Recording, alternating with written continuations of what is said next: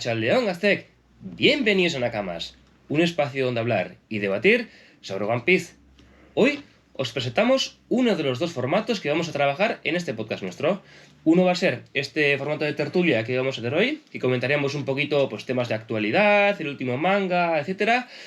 Y bueno, otro formato, pues ya lo veréis más adelante, va a ser un formato podcast, bueno, un poquito más elaborado, un poquito más formal. Y bueno, ya iréis viendo, no voy a adelantar mucho más de lo necesario. Así que, pues nada, aquí tenemos a mi izquierda a Beñat, aquí a Joseba, yo soy Ivonne, y en los Maiden 2 tenemos a Maider.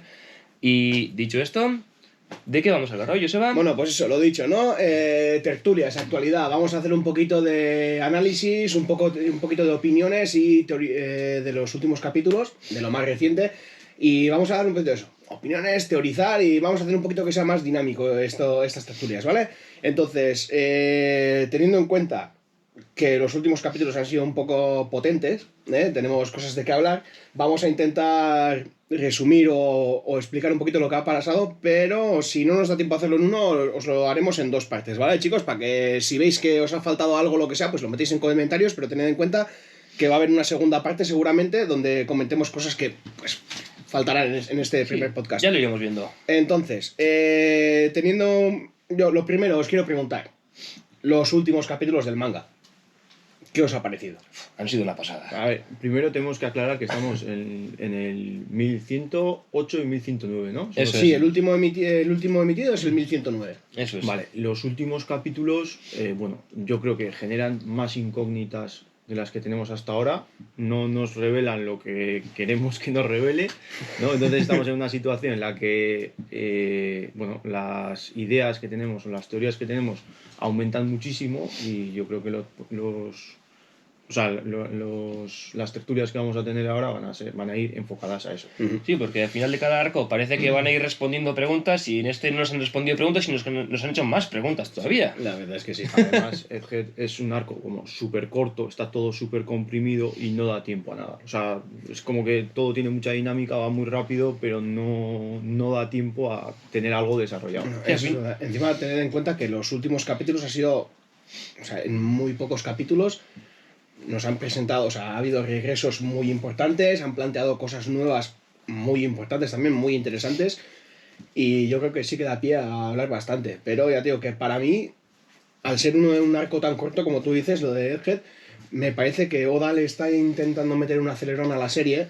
Eso es. O sea, que se está viendo que un poquito va a ir, ya quiere ir terminando el tema. Aunque nos plantee más cuestiones, pero sí que se está viendo que está concentrando las cosas que es mucho. un poco también porque le está pillando un poco el anime y yo creo que están metiendo en un capítulo del manga pues suficiente información como para poder hacer un anime más desarrollado. Uh-huh. Sí, si nos también... fijamos al comienzo del manga, las peleas las tiene muy elaboradas, aquí las peleas las recorta muchísimo. ¿Por qué? Porque si tú quieres ver la pelea, ya lo están animando. Entonces, claro, si tú quieres esa información más ampliada, tienes el anime. Uh-huh. Y si no, el manga es mucho más dinámico y va todo mucho más rápido. Yo creo que esa es la lógica, ¿no? Sí, yo entiendo que al final viene un poquito del parón que hizo. O sea, cuando terminó Wano, Oda dijo que iba a hacer un parón de un mes o cuánto fue, para revisar toda la historia que ha escrito hasta ahora, reorganizar sus ideas y para empezar la recta final, dijo él. Y al final se nota. Sí, porque encima nos confirmaron hace tiempo que cuanto más fuera apareciendo Shanks, la serie iba a ir acercándose a su final. Y ya últimamente Shanks ha tenido bastantes más apariciones. Entonces, estamos en Elbaf también. Eso es, vamos a llegar ya a Elbaf. Son cosas que el final de la historia no está cerca, pero lejos tampoco. Eso es. Yo creo que ya está presentando conceptos importantes que luego serán los principales para la recta final. Bien, bueno, yo creo que Sí. Yo creo que en común los últimos capítulos nos han maravillado a todos y creo que la mayoría del fandom que está leyendo el manga de One Piece estará de acuerdo con nosotros que ha sido muy épico lo que nos ha presentado en los últimos 4 capítulos. O sea, por ejemplo, ahora os diré un poquito los temas que quiero hablar un poquito, ¿no? Por ejemplo, en el último capítulo el tema más importante que tenemos es la transmisión de Vegapunk. Sabemos que nos va a revelar algo gordísimo sobre la trama de One Piece. O sea, algo que va a cambiar bastante el mundo de One Piece. Tenemos también la aparición otra vez de los capitanes de Barba Negra y esa pequeña interacción que ha habido entre esos capitanes y Caribou. O sea, Eso es. ahí tenemos temas, Bueno, también y tenemos Kaibu, un tema para hablar ahí. Incluso con el Gorosei también. Incluso o sea, con el Gorosei. es una- Había habido unas interacciones que eso ahora nos metemos un poquito más en ello. A ver, algo súper épico que ha sido en los últimos capítulos la aparición de los gigantes y el regreso de Doggy y Froggy, dos de Eso los es. gigantes más queridos por todos los fans. ¿Qué más? Tenemos... Al final, son- lo que tú dices es que en este momento, si nos fijamos un poquito, tenemos a las figuras más importantes de todo One Piece actualmente. Obviando el ejército revolucionario que no está presente, tenemos a Gorosei, que, a Teach, que ha a aparecido en el Luffy. último manga. Ha aparecido en un par de paneles del manga, ha aparecido el ejército revolucionario. También. Tanto Dragon como Sao estos están han vuelto a aparecer. cohesionando cosas que hasta ahora nos han contado por separado. Eso es. Luego también tenemos, a ver, algo muy importante es el Saturn, que ha sido uno de los personajes más importantes que ha aparecido en los últimos mangas, y el Gorosei, o sea, se está viendo en los últimos 4 episodios del manga, se les ha visto muchísimo, cuando hasta ahora solo se les ha visto 2, 3 veces, o sea, tampoco más. Luego tenemos datos curiosos, por ejemplo, a mí me ha parecido algo muy curioso que quiero comentar luego más en profundidad, el robot de Egghead, o sea, algo que nos han presentado como tecnología antigua y tal, pero que ha vuelto a despertar, o sea, se ha puesto en marcha. Ojo, vaya.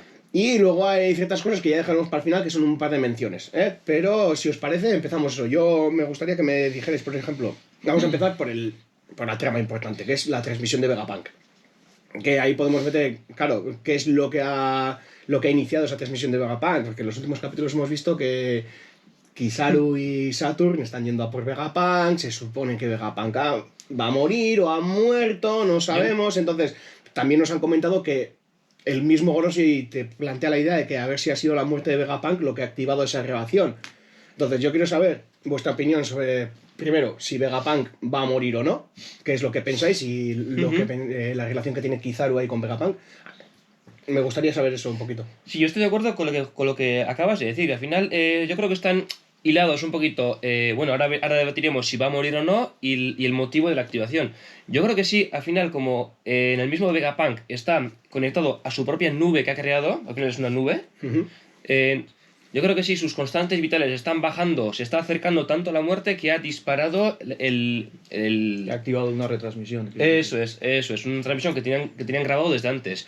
Yo creo que Vegapunk sí que va a morir. Al final ha sido atravesado por un Gorosei, además por su veneno, y además ha sido atravesado por uno de los almirantes, que es Kizaru. Ha sido atravesado 2 veces seguidas. Vale, me gusta que hagas esa mención porque ahí yo tengo ideas encontradas. A ver, mi opinión es un poco la muerte de Kizaru, para mí, va a depender de qué es lo que vaya a retransmitir Vegapunk. Ujú. A ver, explico esto un poco. ¿Cómo la muerte de Kizaru? No, O sea, la que se ha muerte- equivocado. sí. La Ah, de muerte Vegapunk. Ah, vale, de vale. Vegapunk, de- A manos de Kizaru. a manos de Eso Kizaru es. va a depender un poco, para mí, de lo que bueno, de lo que nos muestre Vegapunk en esta retransmisión. Retransmisión. ¿Qué quiero decir con esto? A ver, las mayorías de muertes épicas, bueno, las mayorías de muertes son después de situaciones épicas en One Piece. Entonces, Vegapunk ahora mismo, si va a fallecer, tiene que cambiar todo el concepto de lo que el mundo piensa sobre la piratería y sobre los sombreros de paja. Si no es así, yo creo que no va a morir. ¿Por qué? Es un personaje que lo tenemos presente desde el comienzo, siempre ha tenido mucha relevancia sin salir y ahora ha salido, ha hecho muy pocos capítulos y que muera así, es como que sería quitarle importancia al Es verdad, personaje. las muertes han sido siempre sacrificios, no muertes. Eso es. Nos falta el sacrificio de Vegapunk. Claro. Y luego hay otra cosa que también creo que es, bueno, digno de mención por lo menos. Es que la posición de Kizaru tampoco está muy clara. No sabemos, o sea, sabemos que Kizaru está haciendo todo esto como a desgana, ¿no? Sí, un poco en contra de su voluntad. Sí, Nos han presentado la amistad que tenía Kizaru con Vegapunk, todas esas cosas Sí. se cuentan al final. De hecho, le pide perdón cuando le dispara. Sí. Lo siento, Vegapunk. Si os fijáis, bueno, Saturn atraviesa a Vegapunk, Saturn tiene la capacidad de que sus golpes tengan veneno, ¿vale? Y Kizaru está diciendo que va a morir, o sea, perdón, Vegapunk está diciendo que va a morir desangrado. Y cuando Kizaru atraviesa a Vegapunk, el agujero que le hace es exactamente el mismo agujero que le había hecho Saturn. Si no aparece un agujero ¿Cómo? extra. Eso o sea, es. Ya. a Vegapunk lo atraviesa Saturn. Sí. Pero cuando lo atraviesa Kizaru, Kizaru. no aparece un agujero extra. O sea, entiendo por dónde va. Es el mismo Ya. agujero. Entonces, mi duda es, ¿y si Kizaru lo que ha hecho realmente es cauterizar la herida de Vegapunk? Sí, no, cerrarla. Ah, Haciendo- quemarla. Claro. Haciendo creer a los, Ah. al Gorosei, lo que estoy haciendo es por vosotros y estoy matando a Vegapunk, y en vez de eso lo que está haciendo es intentar salvarlo. Claro. No, ahí Ya, y existe tenemos una ya el posibilidad. tercer almirante desobedeciendo a los Gorosei. Eso es algo que ya se ha visto anteriormente. Sí, quiero bueno, decir. claro. Yo con Vegapunk, lo de la muerte de Vegapunk, puede ser que muera el cuerpo principal. Pero claro, tened en cuenta que Vegapunk está separado en distintos cuerpos. O sea que si muere el cuerpo principal de Vegapunk, realmente no muere. Ya, Porque tú está en quieres decir- Estela, está en Atlas, o sea, está dividido en distintas partes, su mente, su ser. Sí, ¿tú crees que seguirán vivos una vez de que muera Vegapunk? Yo creo que sí. Yo creo que sí, porque cada uno es parte del mismo ser, pero son seres independientes. Son independientes. Ujú. eso. Porque Estela. No. Sí, Estela es el de la máscara, me parece, si no me equivoco. Ujú. Ya murió. Ya le dispararon en la cara. Eso es, eso es. Y los demás siguen vivos. Eso es. Entonces, que muera uno no significa que tengan que morir todos los demás. Bueno, aunque muere el anfitrión, los huéspedes que podrían ser... Claro, pero al final es. Son autónomos. Ya. Claro, son autónomos. Son autónomos. Esa es Sus la buen- duda que Claro. tengo, porque aunque muera el cuerpo principal de Vegapunk, los demás siguen viviendo. Es decir, lo mismo, la misma mecánica que el alma de Big Mom y Zeus. Sí, La que misma, se- la misma Que, mecánica. que están desvinculados y que el anfitrión muere y los... Es o más, sea, los intereses de cada uno de ellos también son diferentes. Claro.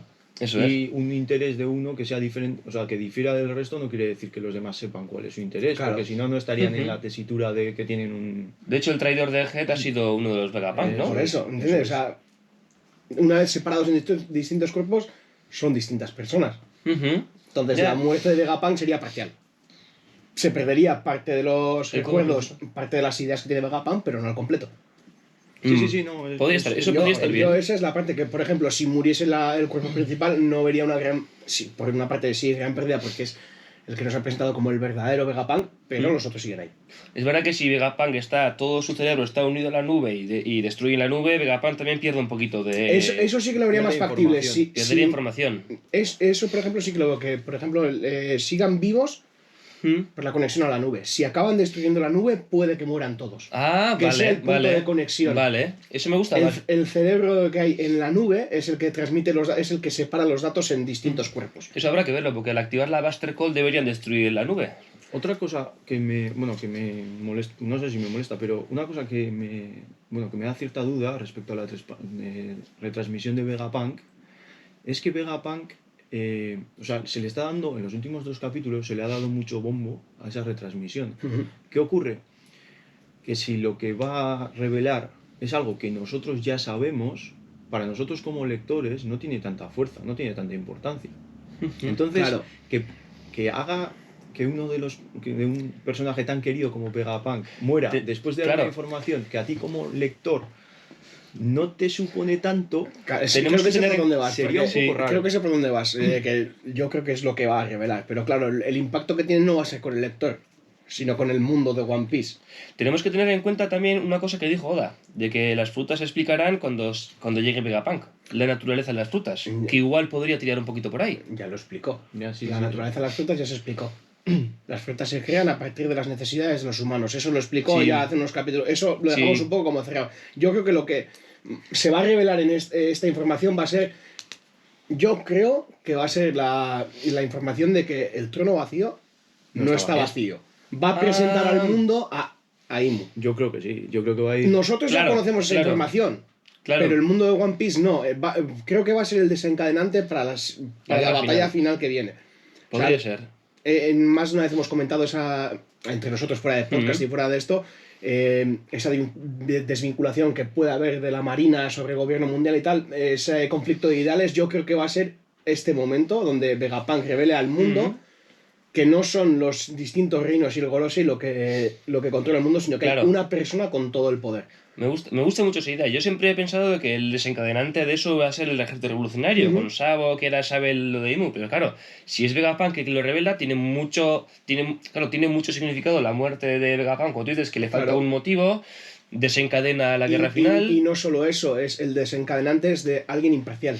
De alguien Porque imparcial. Vegapunk ha trabajado con los revolucionarios, ha trabajado con los marines. Su objetivo es trabajar para el mundo, mejorar el mundo. Y si él revela una información, que encima es un personaje muy conocido por Eso todo el es, mundo, muy influyente. si él es muy influyente, si él es el que revela esa información, es muy imparcial porque, Claro, es el hombre que iluminó el mundo, que llegó les claro, decía a las ¿y qué es islas. la iluminación? Información. Claro, Y claro, además, qué bueno. y además es una persona.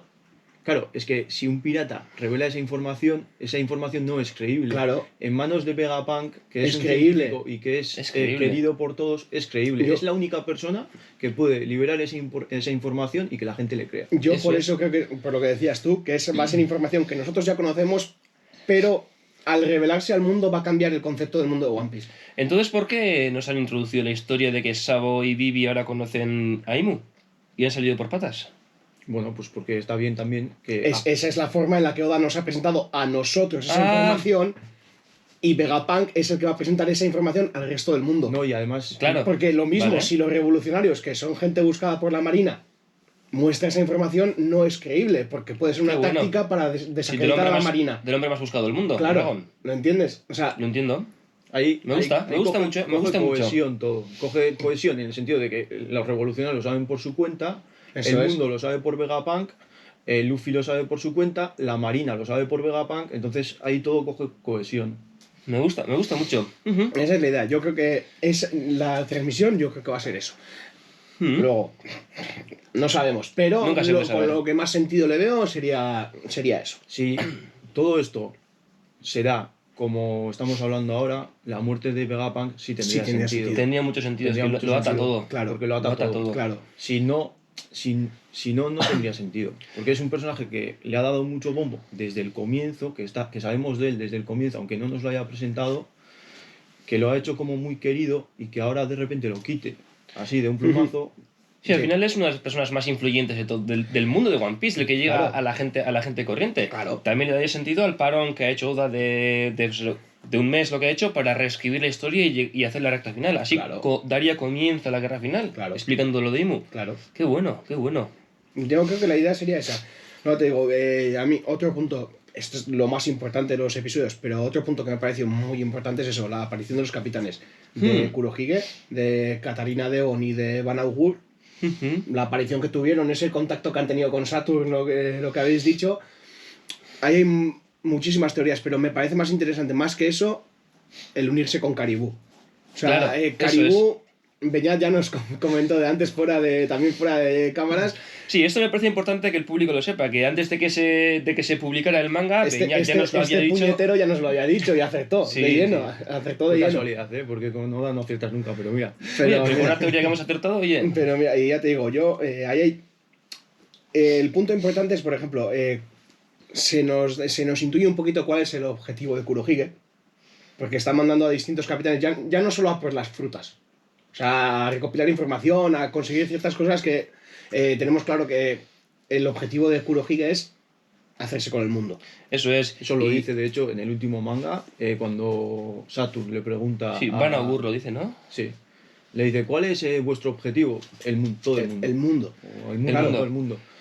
Claro, eso ya sin entrar, bueno, lo de la habilidad de Katarina, que luego entraremos, y me parece muy bien, me parece muy explícito el motivo de Teach, que es el mundo.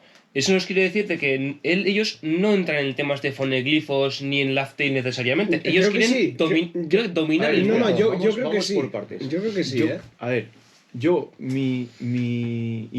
yo pensaba que Caribou se iba a unir a Teach precisamente pues porque Sí, pues es sí, el ya- único que sabe la información de las armas ancestrales y de los poneglyphs. ¿Qué pasa? Que en el último capítulo no menciona los poneglyphs. Ya, es Claro, verdad, a eso voy. Es verdad. Eso Solamente menciona las armas ancestrales. Claro. Y yo creo que eso es principalmente porque.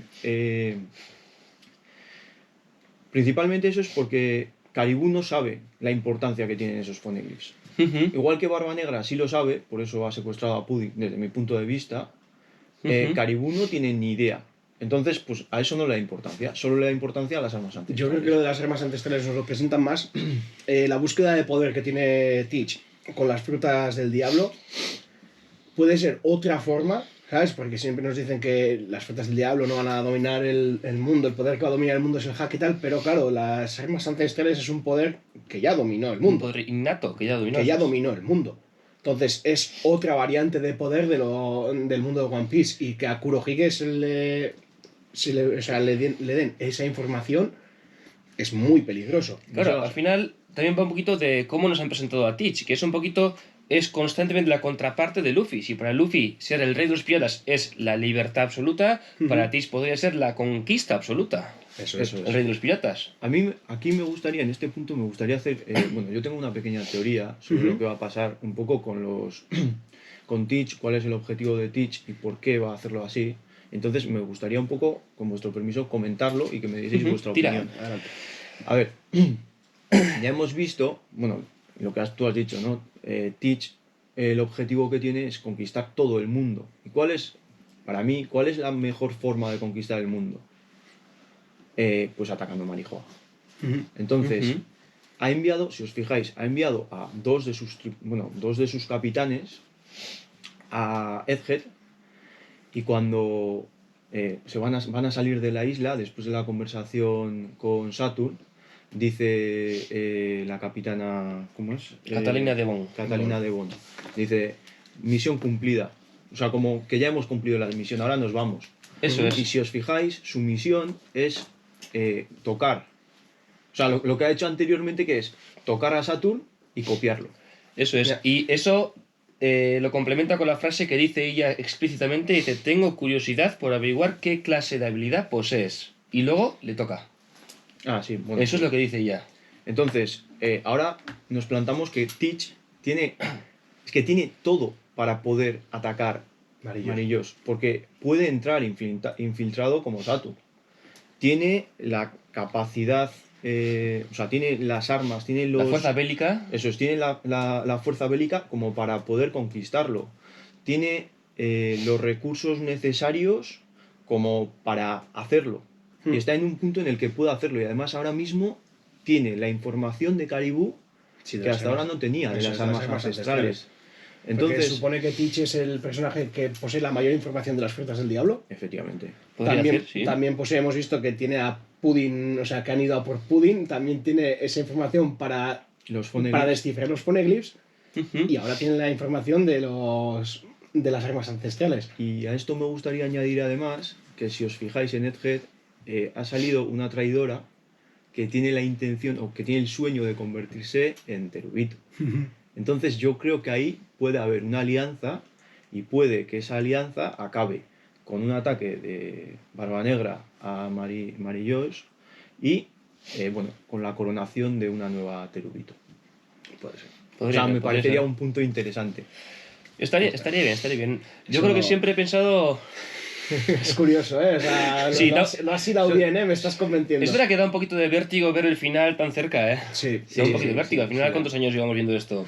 Muchos pero años. sí, la verdad es que Pero nunca ha ido tan a cuchillo. como- no, no, sí que es verdad que estás cayendo muchísima información. Y luego eso, a ver, sabes que siempre viene algo importante, algo gordo cuando te empiezan a coger personajes que ya han salido, que vuelven a aparecer. Suele ser una. O sea, suele Eso ser. es. Ese regreso de personajes siempre suele traer algo muy grande por detrás. Sí, Estoy hablando, por ejemplo, con los gigantes. ¿Sabes? El retorno de Dory y Broggy y los piratas gigantes, que se supone que llevan cientos de años desaparecidos, han regresado. O sea, es la tripulación pirata más fuerte que se. En tema de combate, los más aguerridos, los más combatientes que han existido, que han sido los piratas gigantes, han vuelto. O sea, eso quiere decir que la batalla está cerca. y son chulísimos, además. Así que la batalla está cerca. O sea, esos personajes tan poderosos, sin usos de fruta, sino que son pura fuerza bruta, eso quiere decir que el combate está cerca. O sea, y encima que vuelvan con Luffy y tal, sabemos que esa relación que tiene, ese combate que va a tener Luffy al final, son más aliados, Más que aliados. vuelve a tener. O Al sea, final lo que decimos, están reciclando personajes para dar un nexo entre todas las historias independientes que nos han contado para atarlas de una vez. Sí. Eh. Oye, una pregunta un poco, bueno, no, del mismo hilo, pero un poco diferente. ¿Qué opináis de los poderes de los dos capitanes que se han mostrado en el último capítulo? De Catalina y de Van Egun. Catalina y Van Egun. Muy estratégicos, muy estratégicos. Sí. Es que es la misma sensación que tengo yo. O sea, al final es como que todos los tripulantes de Barba Negra tienen unos poderes muy, muy, muy estratégicos. De Barba Negra ya hablaremos en otro podcast también un sí, poquito... Lo que tienen Sí, sí. los capitanes de Barba Negra es que, con la ventaja de que Teach es el que posee la mayor información de las frutas, ha conseguido las frutas. O sea, no es como otros personajes que tienen ciertas habilidades y una fruta. O sea, tienen las frutas que complementan ya las habilidades que tenían. Eso es. Y si O sea, no... Teach ha conseguido los mejores usuarios de frutas que puede haber, porque la habilidad que tienen con la fruta es una extensión de la suya. Claro, al final lo que hacen es... Eso es lo que quería comentar, ¿no? El poder este de Van Eso Augun es. de, joder, si seguimos en la isla, todavía estoy, o sea, el último Todavía capítulo lo está entrenando. todavía lo estoy entrenando. Claro. Claro, al final es lo que decíamos, que están cazando frutas y ya no solo les vale la fruta, sino que también con que tengan un usuario de fruta tienen el método de extraerlo, entonces Claro. les da igual. Claro. ¿Tú qué fruta quieres? Pues vamos a conseguirla. ¿Ya está usada? Nos da igual, se la extraemos. Eso es. Y eso nos trata también un poquito con bueno, pues la fruta de Catalina de Bon. ¿Qué opináis de la Inu Inu no Mi modelo QB? Es que... Pues que es. Que aquí, a ver, para mí, son las mejores frutas. El problema es que nos han mostrado 3 frutas, por lo menos, que tienen más o menos la misma habilidad. Entonces aquí tiene que hacer una diferenciación, o antes o después tiene que hacer una diferenciación. Quiero decir, entre la fruta de Mr. 2 y la de el zorro de 8 colas, creo que es. Sí, ¿o el no sé QB, cuál eso es. ¿sí? ¿Cuál es la diferencia? Eso es lo que nos falta que nos digan. Y nos lo tienen que explicar, porque Al si final- no, es la misma fruta. Y ya sabemos que la misma fruta no va a ser. Bueno, yo creo que es una habilidad muy parecida desde un punto de vista muy diferente. Uno es una paramecia que copia la imagen y otro es la fruta del QB, que es bueno, un animal mitológico, japonés, etcétera. Es que es una Yo- Una zoan. mitológica. Eso es.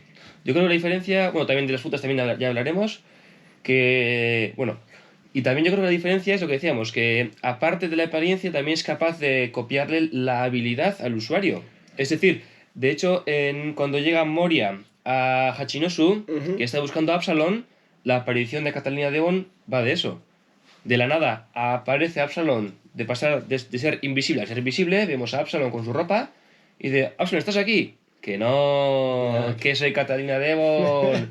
¿Eso qué nos dice? Que en su momento tocó a Absalón, que ahora con el Goro 6 sabemos que funciona tocando a través del toque, que en su momento Absalón tenía esa fruta, entonces copió su apariencia y su fruta en el momento en el que le tocó. Ahora nos da igual que la fruta haya sido extraída y que lo tenga Shiryu de la lluvia. Podría ser un punto interesante. ¿No os parece? Sí, puede ser interesante, sí. No, sí. Es más, yo con lo que decías tú, lo de.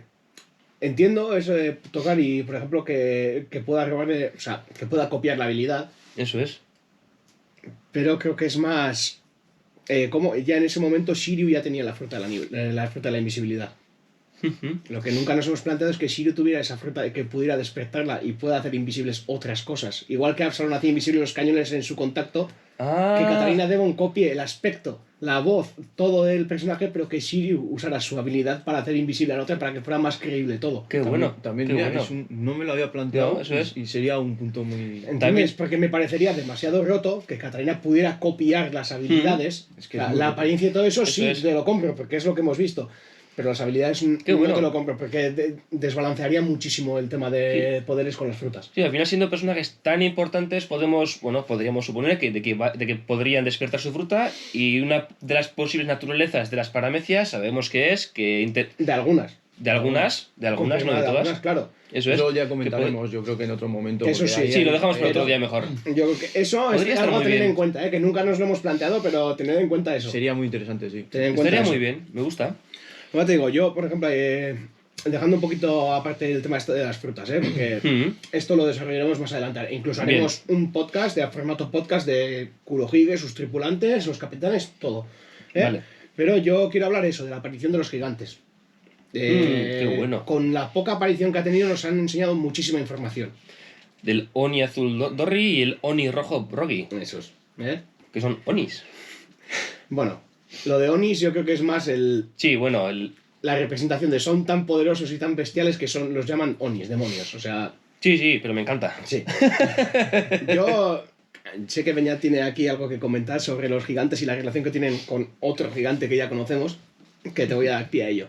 Porque yo creo que con esto, hablaría un poquito interesante de esto y lo demás yo creo que igual lo vamos a dejar, porque esto Sí. tiene un poquito de miga. Y para el siguiente, comentar otros puntos que nos faltarían. Vale, A tiramos. ver, yo creo que, bueno, los últimos 3 capítulos se ha hecho mucha mención a Saúl, Ujú. ¿no? Saúl, bueno, como ya sabéis, ha salido anteriormente, es el gigante que antes era vicealmirante. Jaguar y D. Soul. Eso es, y salvó a Robin de O'Hara, pero no solo salvó a Robin, también